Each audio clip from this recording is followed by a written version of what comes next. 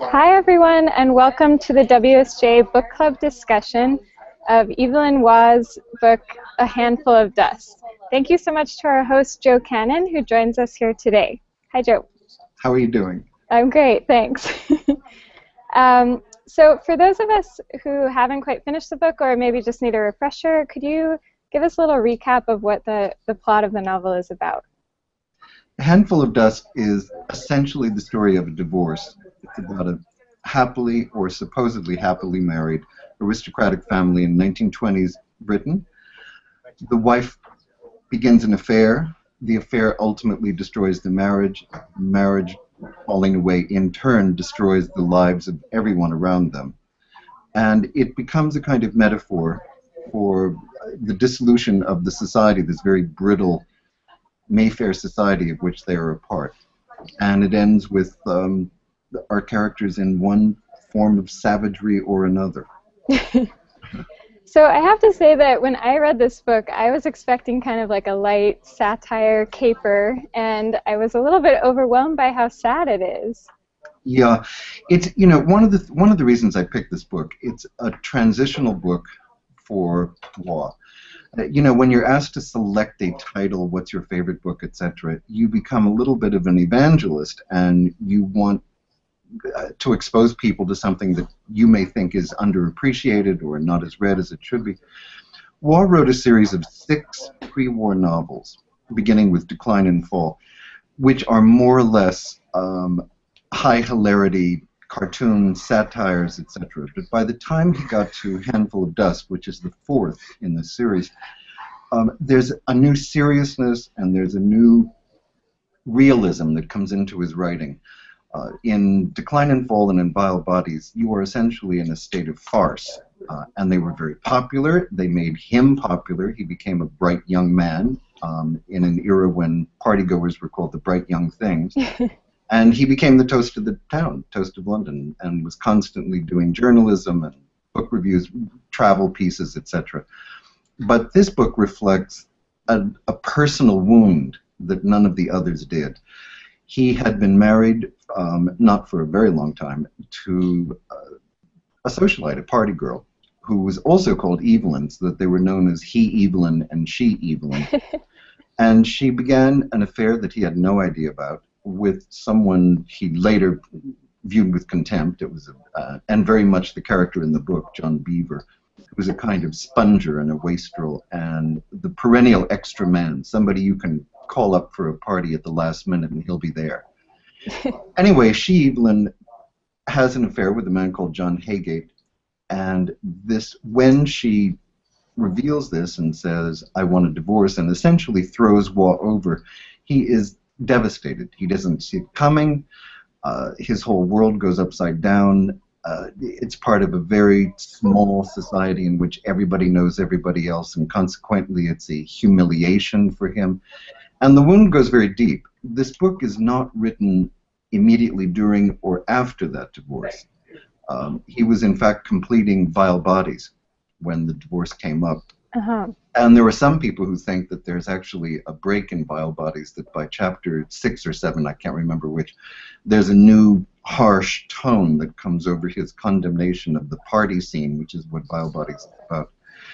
Now we're 4 to 5 years later. This is, the divorce was in 1929, and he writes Handful of Dust at the beginning of 1934. It's published in the autumn of 34. And what's fascinating, in a way, about the book is how bitter and how deep this wound still has gone.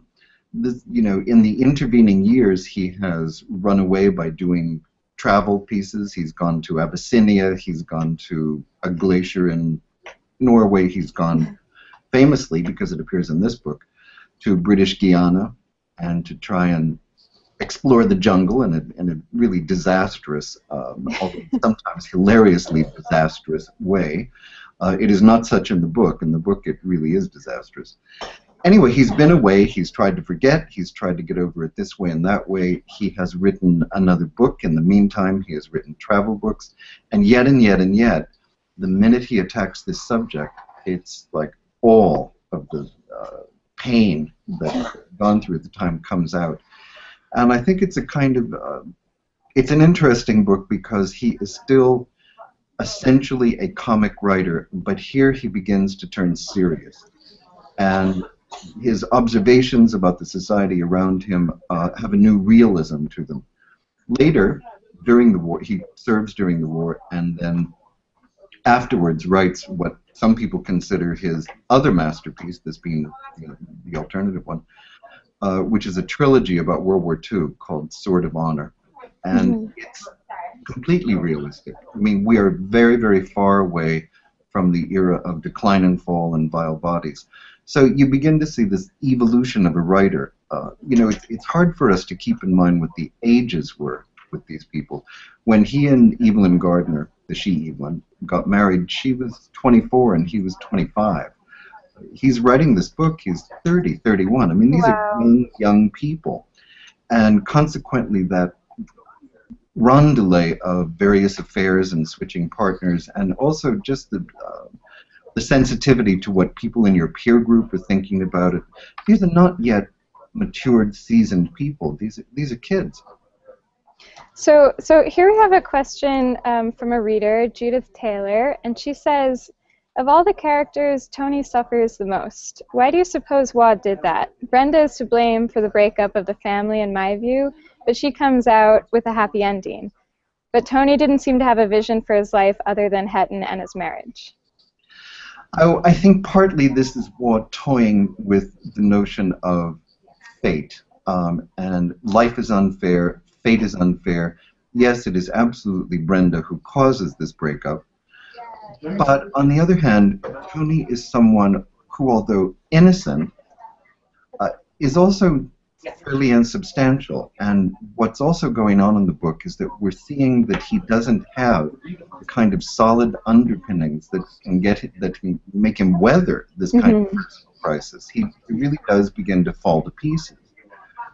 So a comment is being made there. Interestingly enough, one of the other reader questions that I remember receiving as we started this process was, why is Waugh so unfair to women and none of the women end up happily? Well, oddly enough, in this particular book, Brenda at least succeeds in getting a comfortable marriage. We can only suppose that she'll be happy enough in it. She's with Jock Grant Menzies, one of her old beaux, and so she doesn't end up with Mr. Beaver. She ends up with one of the few positive characters in the book. Her sister is happily married. You know, it's true that none of these people are actually headed for catastrophe except Tony. And I suppose Waugh is also saying he may have deserved at least, but life isn't fair. This is the way things fall out. Right. So we have sort of a related question from Margot Legerfo, who commented on Facebook, and she says, in Mr. Kanon's opinion, who or what family, church, society, political upheaval might Waugh believe to be the most effective remedy for the moral insentience of the main characters, or are they and their set beyond saving? No, nobody's ever beyond saving. It's a really good question, and it plays into the other major event in Waugh's life. The first major event, I think, was the collapse of this early marriage, which just blindsided him and something he wasn't expecting. But of course, the more enduring event in the life was his conversion to Catholicism, which indeed followed the divorce and preceded this novel. He was already a convert at this time. You know, writers aren't always what you want them to be, and they're not necessarily people you always have to agree with. I admire Waugh inordinately. I think he's a great writer. But in fact, so far as these various remedies that were just suggested are concerned, I would have probably opted for others. I would not have used religion as my way of coping with this issue. I think it's fair to say that Waugh had no politics, or certainly no interest in politics. And this is at a time in the 30s when people in Britain, and indeed in America, are being radicalized. This is when students at Oxford and Cambridge become communists. Orwell goes on a trek to see how the other half lives, etc. There's an enormous amount of political upheaval. You won't find any of it in these novels. What is happening instead is it plays into his own romanticism about the past and how there is this ideal past that he feels existed when society was stable and the world worked the way it should work. Well, of course, such a time never existed, but we're all entitled to dream that it had. And in his, I think, yearning for some kind of stability in this, he turns to the church. I think that very much the certainty principle operates here, and the rules, the structure, and this is even aside from the aestheticism of it. I think there is ultimately a belief on his part that this is the true church and Christianity is the true philosophical guideline for Western Europe, for our culture, and that it provides a great deal of support and ballast. So I guess in his case, the answer to how do you confront a brittle, essentially frivolous, and often decadent society, I think he found an answer in spirituality, in a kind of very formal, church-oriented spirituality. It's not where I would have looked, and possibly not where a lot of your readers would have looked, but he did. We don't get to choose what other people pick.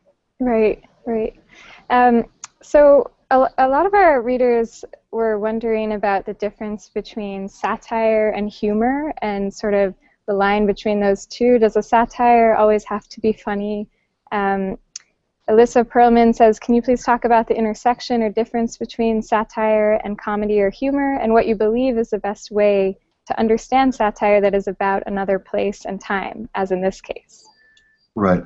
I don't think satire always has to be ha-ha funny.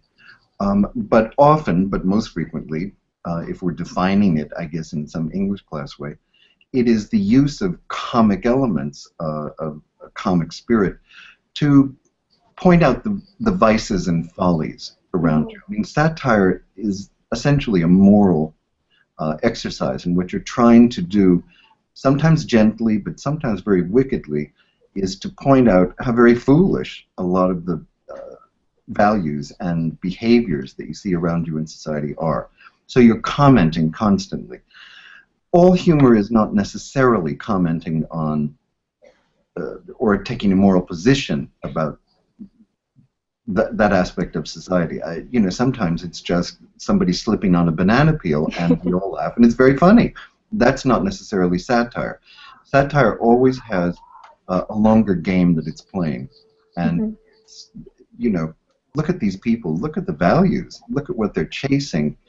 But that doesn't mean we can't be funny about doing so. And often, Waugh is famous for his savage satire, or the fact that he's really sharp and very hard about some of his observations. But a lot of them can also be poking gentle fun at things. I love in this book, for instance, there's the local rector who once was a preacher in India and still uses all of the sermons that he used in India, talking about, although we are far away from home, and his parishioners are sitting there, home. So, but he too is just a figure of fun. I don't think was trying to make any huge claims that the Church of England is out of date or moribund. I think this is just one of those lovely people that populates a book of humor. Right. I loved the part where Mrs. Beaver is eating her yogurt out of the container and kind of has this terrible monologue about all these different people who owe her money.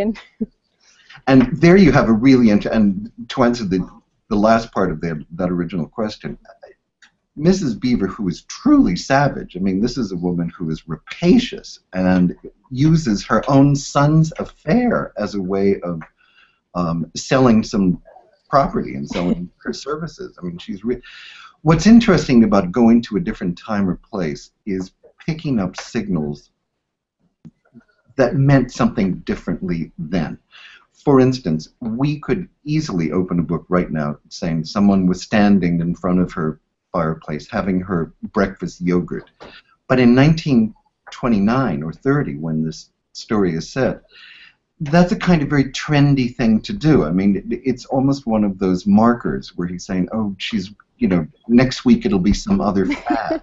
Oh, yogurt was trendy Yeah. back then? I mean, yogurt didn't become popular in this country until, what, the 1950s or 60s? And even then it was a kind of minority taste. I mean, now it's everywhere. But in London in the 20s, it would have been considered, well, not pretentious, but somehow out there. Just one of those things that fashionable people were given to. Right. So speaking of fashionable people, here's a question from Kevin Kamaski. He says, several authors of upper middle class backgrounds, such as Waugh, James, and Wodehouse, write about the rich and or titled. Do you think it can lead to a certain insincerity by the writer as he gives readers the vicarious thrill of being in a great house? Do you think Waugh chose great house settings because he knew it helped his sales? Well, no to the latter, but certainly yes to the former. I mean, let's face it. What's that expression? Who doesn't love a lord? You know, think of The Great Gatsby. Fitzgerald may have been making some serious comments about American society and where it was heading, but the parties are what everybody remembers. You know, they enjoy. Right. Waugh himself in his real life was certainly not an ascetic and far from being a monk, and particularly during this period of his life, he was one of the party animals in London. He was one of the bright young things. In those days, poor people didn't give parties. This was exclusively the purview of the rich and often the aristocratic, and these were the people whose crowd he liked to run with. This remained true all his life. And when he finally had, I mean, his great commercial success, obviously was Brideshead Revisited. And here what we have is finally the full romantic longing for this country house past surfaces, and he writes about it often in slightly sentimental ways. Right. But it also becomes reflection of what the war has done, because in these early books, including Handful of Dust, we're talking about the aftermath of World War I, where society is in flux. But the aftermath of World War II, that country house society, the aristocracy, is gone. It's totally there. So Brideshead becomes elegiac. It's really about a world that everyone now has to recognize is just gone. Right. Whereas in A Handful of Dust, it's kind of funny. I mean, the house is breaking down, and there's that whole question of whether or not it's worth saving because it's so uncomfortable and drafty. And who gets to sleep in the terrible room? You know, was sort of having his cake and eating it too, so far as Tony is concerned here, because the house is rebuilt. It's not the original house. It's not. It's made very clear that it was during the Victorian era, right, middle of the 19th century, that one of the previous owners just razed the old house and built up this new one in the then fashionable Gothic style.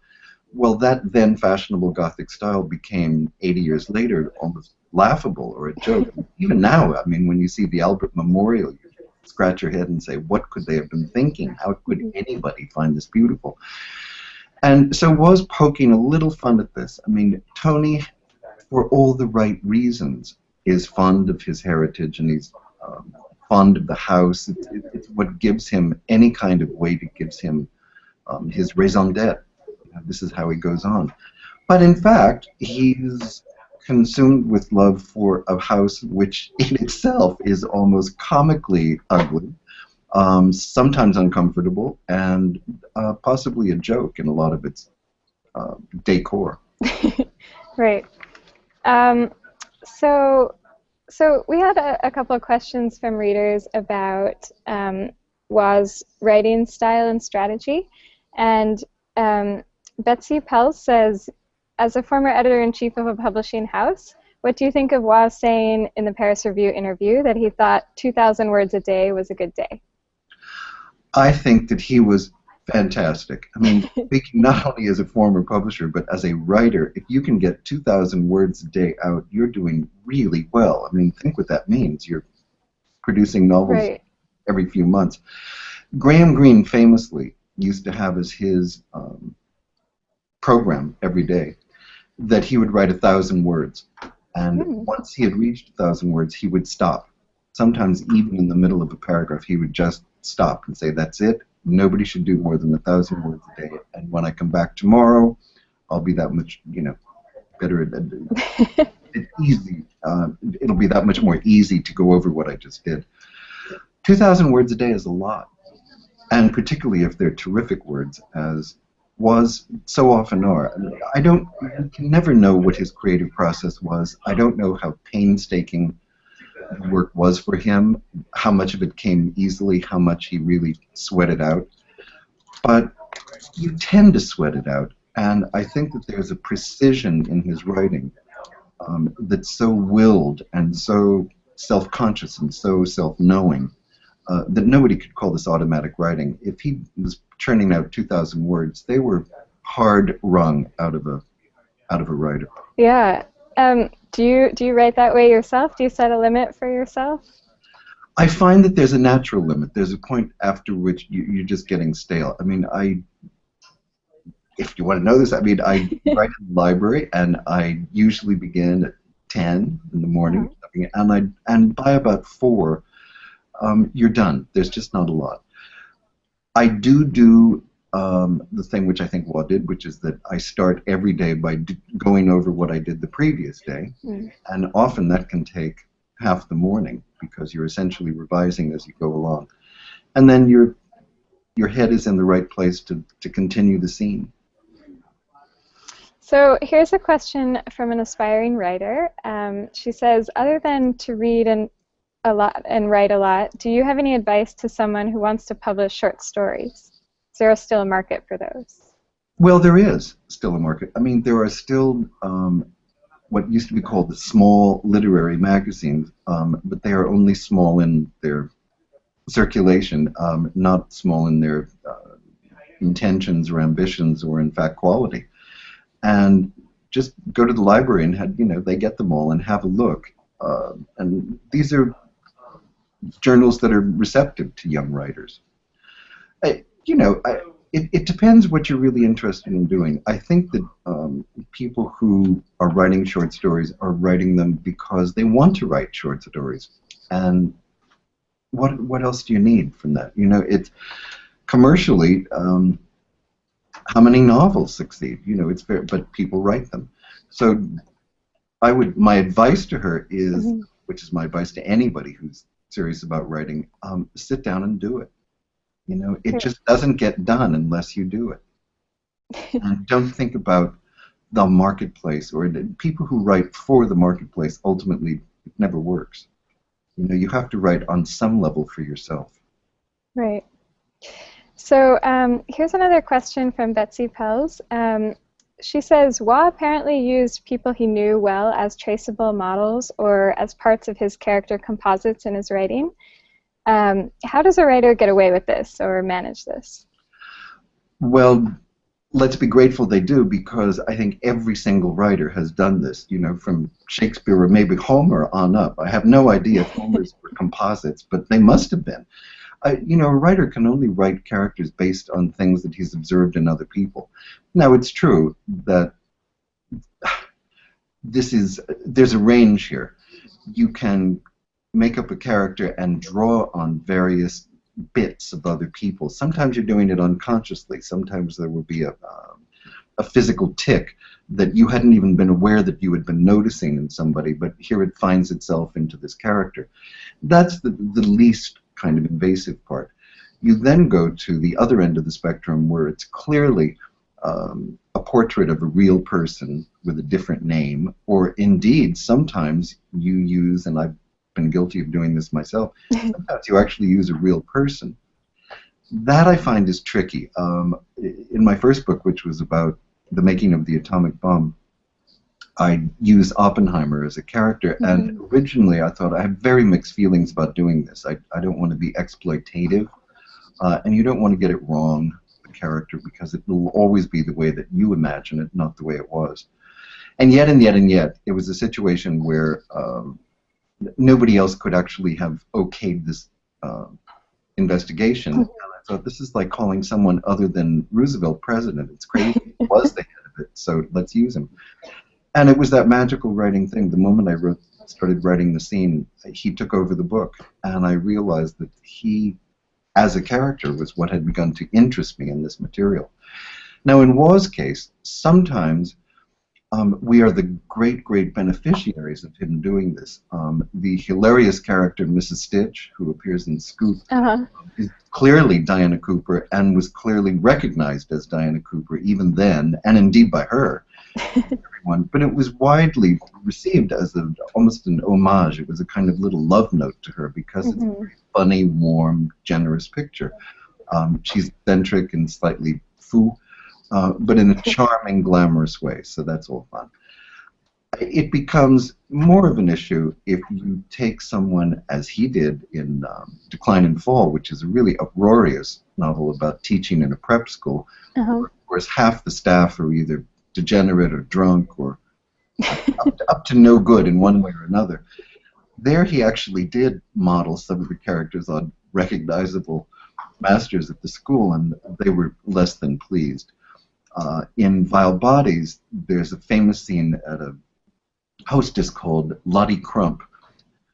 This was based knowingly. I mean, everyone picked up immediately that it was based on Rosa Lewis, who was a woman who ran a hotel and acted just the way this character acted. You know, would sort of pad the bills of her rich clients to help the poor clients, etc.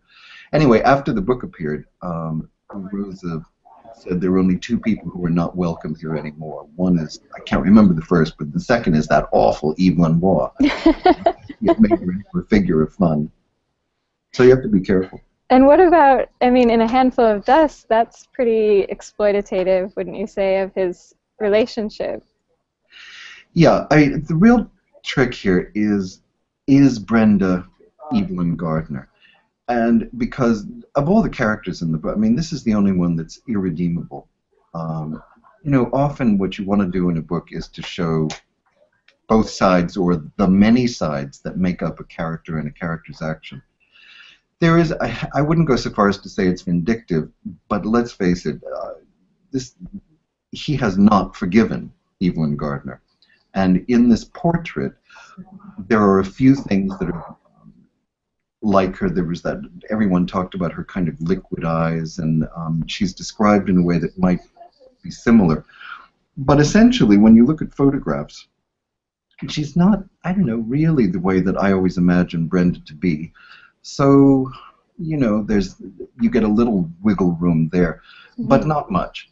There's no getting away from the fact that this is a portrait of his own marriage dissolving, and she's at fault. Well, as it happened, she was. I mean, I know that it's fashionable to say that there are always two sides to every story, and in fact, I'm sure it was more complicated just than she was frivolous. But she was 25 years old, and she was frivolous, and she wanted to go to parties, and she wanted to flirt, and she wanted to do, I mean, there was a thing that's very hard for us to understand now, which is that often girls, particularly in this class, got married in the 20s simply to leave home. You know, there was no such, this was not the world of Lena Dunham. You know, if you were a proper young woman in 1920s London, you either lived at home or you lived with a chaperone, like an aunt or something. The notion that that girls would have an apartment of their own, even if they were together, was really frowned upon and sort of unheard. And so often, these early marriages would form simply because the girls wanted to go out and they wanted to participate. They wanted to be a bright young thing too, and not have to come home every night and talk to their mom about it. Right. They wanted to get out of the house. It's a good reason.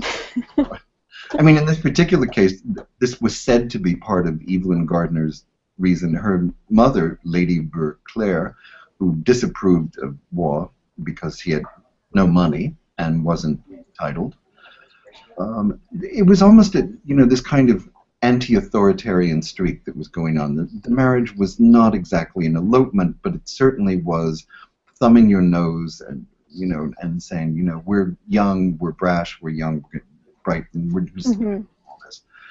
It's, when we were talking before about Waugh's politics, it's slightly sad to see someone who in his youth, but also very characteristic, someone in his youth who is so anti-authoritarian and who just wants to make jokes and go through the upheaval of the staid society around him.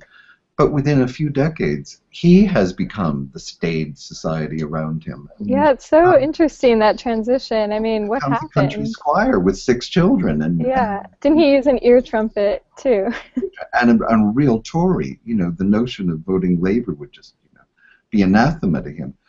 But this old man, who wasn't so old, by the way, he was prematurely old, who's this country squire type, actually begins life as this party animal who's, you know, in the gossip columns and wanting to turn society around and make it fun and make it, you know, not, he wasn't a hippie in any way.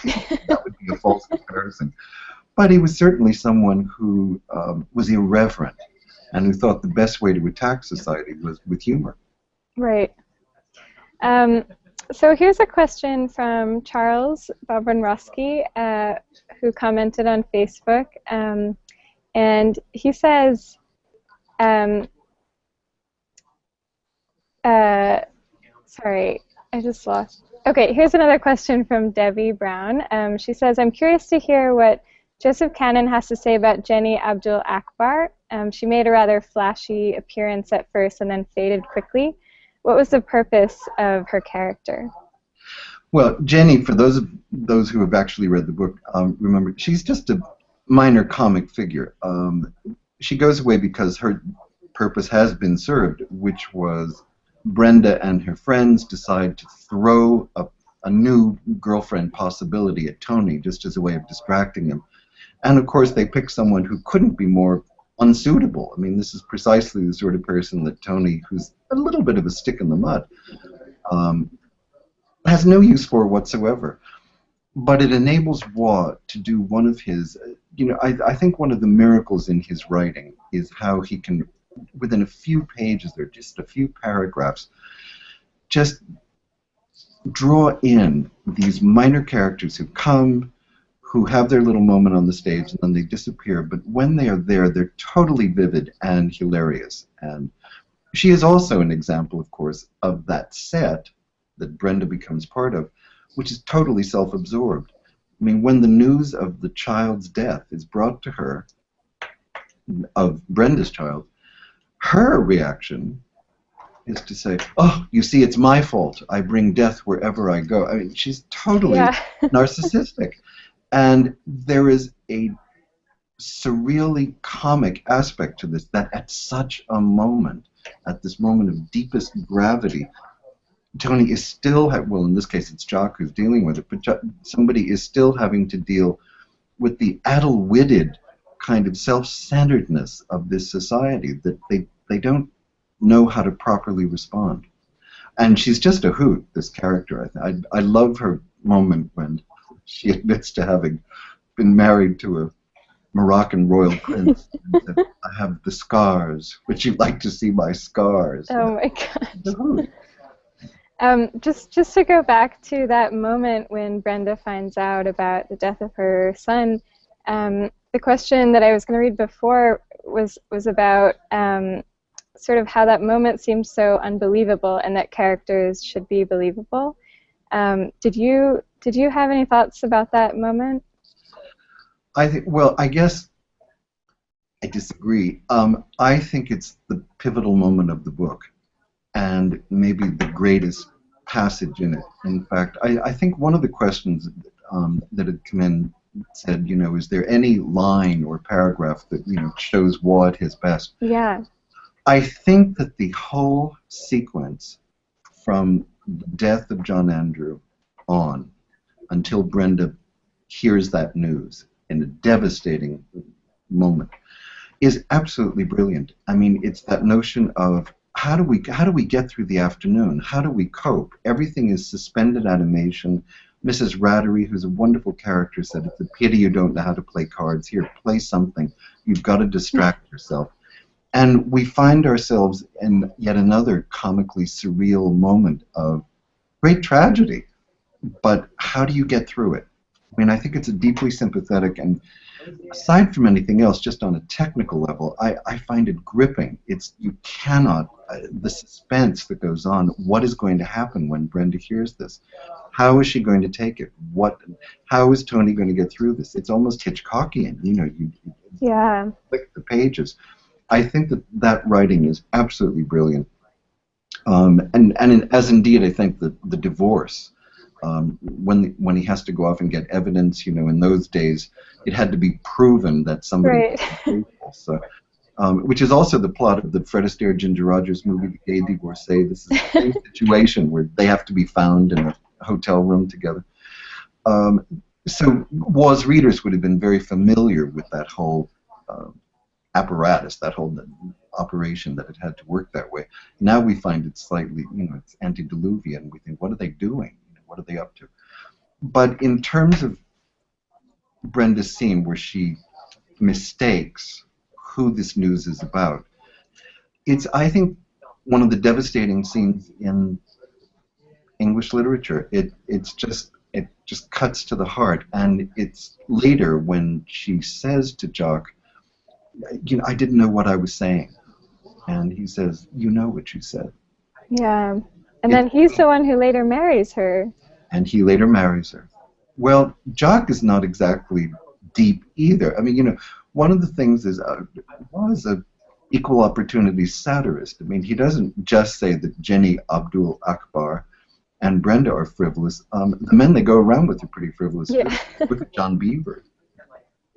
So this book, famously had this. One more thing, by the way, which yeah. is so interesting to me about the death and the little boy, just from a technical point of view, and I think it's an extraordinary thing about Waugh. People may not be aware of this as they were reading it through, but at no point in this book is the little boy ever described. There is never a line that says what his hair was like or what he was like. And yet, by the time he does die, he is a fully realized character. And I mean, it's one of the things that Waugh could do was convey character entirely through dialogue. You just read what this boy says, and you know who he is. You have a sense of him, even a physical sense. Yeah. And we had talked earlier about the use of telephones in this book and the dialogue over the phone and cutting back and forth between those conversations. I thought that was really effective as well. Right. The book moves at a very terse clip. It's almost cinematic in the sense that it cuts to. Mm-hmm. And I think he uses that very well. Not everybody shares Waugh's politics. I don't, certainly. And often you don't share a lot of the sensibility. But I think if you are serious about writing, not just doing it yourself, but reading, having an interest in it, he is one of the inescapable figures. Technically, he is just a wonder, and I think he's one of those writers that certainly people who write any form of comedy, like Hemingway or Salinger, where even if you don't write like them, you write in their shadow. They've somehow prepared the way for you. These books are technically really interesting from that point of view. Wow. Well, I think we have time for just one or two more questions. And I did want to ask about the alternative ending that this book has. At the end of this book, Tony ends up reading Dickens for eternity, right? Right. But there's another ending where he comes back. Is that right?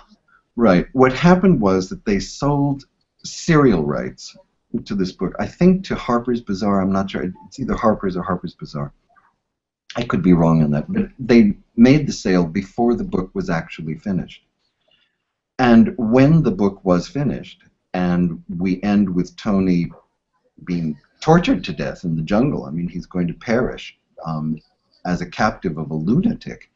And it's no disguising the fact that this is a very down ending, so to speak. And the editors at the magazine said, no, that's not what our readers want. And in fact, an alternative ending was prepared where, in fact, Tony doesn't suffer. That what happens is he goes off on a cruise and becomes as cynical as the others And he decides that he's going to use Brenda's bachelor flat because it would serve him for all of his affairs. So in a way, he becomes Brenda. You know, he does this. That obviously artistically is not what Waugh had in mind. And which ending do you prefer?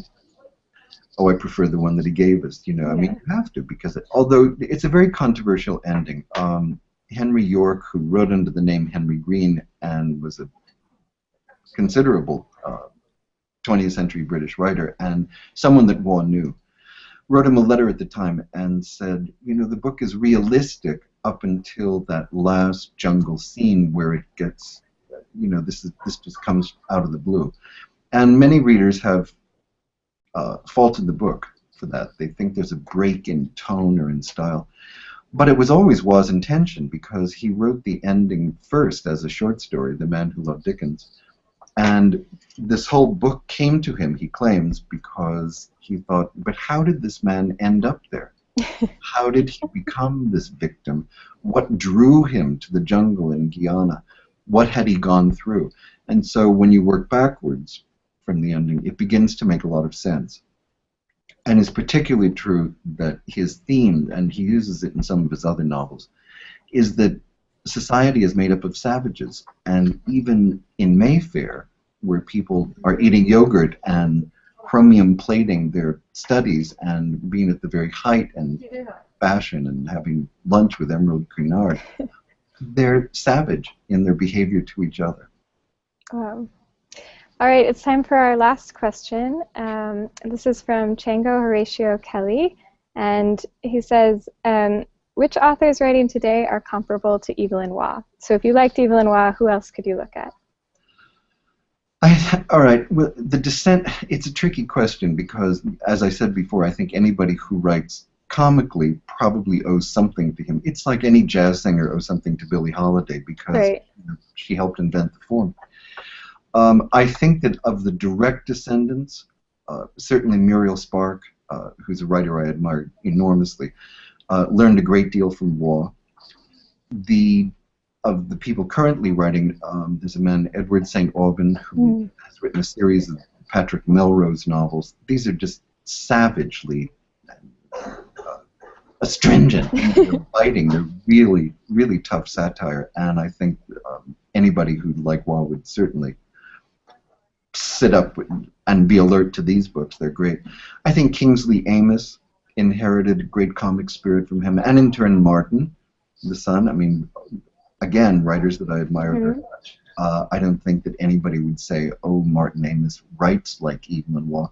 Right. And who does? I mean, one of the hallmarks of a great artist is that nobody is comparable, because nobody is quite like that. You know, there were many, many derivative heirs of Hemingway, but there is still only one person doing those early stories. They're remarkable.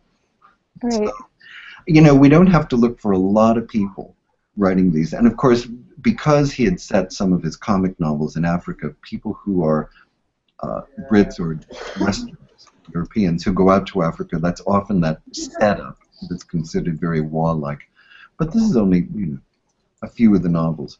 I think that his antic spirit, this notion of let's thumb our nose at society because it's boring, or it's moribund, or it's morally bankrupt. Where is it going? What's it doing? I think it got more and more serious over the years, and the books got more and more serious. And this, in a way, is the tipping point book. So there are a lot of people that borrow from his comics. Not so many, I think, now that borrow from the war experience, or even The Bride said, you know, this becomes now a kind of fantasy. You know, the timing of this book, when this novel is actually set, is just a few years after Downton Abbey, and which is now being presented as, you know, Cloud Cuckoo Land, you know, something that... Right, it's like after Downton.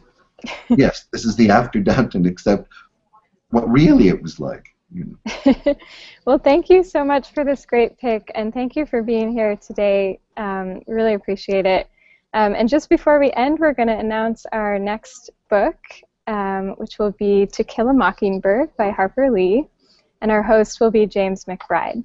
So come back for that. And thanks everyone for tuning in. Thanks, Joe. Thanks, Anna.